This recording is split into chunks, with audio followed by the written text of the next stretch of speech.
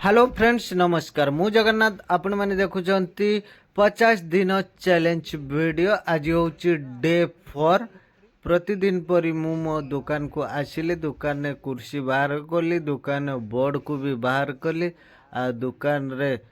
झाड़ू वगैरह करी मु मो दुकान रे काउंटर रे थिबा हनुमान चालीसा ताको पाठ कले पाठ करी सारिबा संगे संगे मोर प्रथम ग्राहक जे के आसीगले ए देखंतु मोर प्रथम ग्राहक जो भाई जनक आसी जाइछंती मु तांको तांकर मोबाइल रो गोटे कभर आउ गोटे ग्लास दवा पाई रेडी हो गले मु तांको मोबाइल गोटे ग्लास आउ गोटे कभर दे देली। सेकंड ग्राहक आसथिले मोर ए जो झील गुड़ाक बैटेरी नहीं कि जाइए कहते भाई टे बैटेरी बैकअप कम रखुची मु कहले गोटे दिन तुम कौन जानी पकड़े बैकअप कम दौर बैटेरी चार्ज कर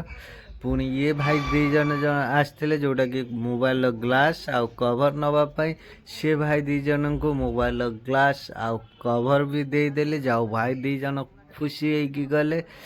पुणी मोर जन थर्ड ग्राहक आसी जे कि गोटे घंटा नवापाई तांको गोटे घंटा मु देखौची ये घंटाटे भाई को बहुत पसंद है ए भाई को घंटाटे देले पुणी गोटे अंकल आसते जोटा कि तांको मोबाइल नेटवर्क आसुनथला ताकू देली ये भाई जनक ब्लूटूथ नले तांको ब्लूटूथ दे साइला पर ये भाई जनकर ऑन ऑफ बटन काम करू नथिला मु तांको ऑन ऑफ बटन लगे कि देली तापर ये भाई जन को से ब्लूटूथ मु दे साइला पर पुणी जने ग्राहक आसते मोर जो कि छुटिया मोबाइल तांकर चार्जिंग हो नथिला मु तांको से चार्जर पिन लगे कि देली। पुणी जने भाई आसते जोटा कि आम विमल भाई तांको मोबाइल भी चार्जिंग हो नथिला तांको मोबाइल चार्जिंग पिन लगे कि पूरा रेडी करिकी देली आम विमल भाई को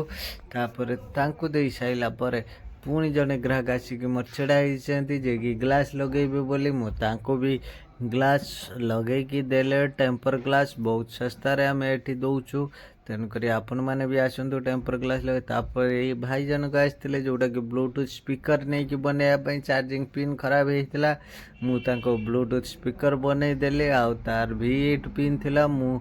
टाइप सी रो पिन लगे कि भाई को रेडी करके देले ये देखुचंते आपण चार्ज होची आ ये भाउज जनक आसते रिचार्ज करने तांको भी मध्य रिचार्ज करके देली। ये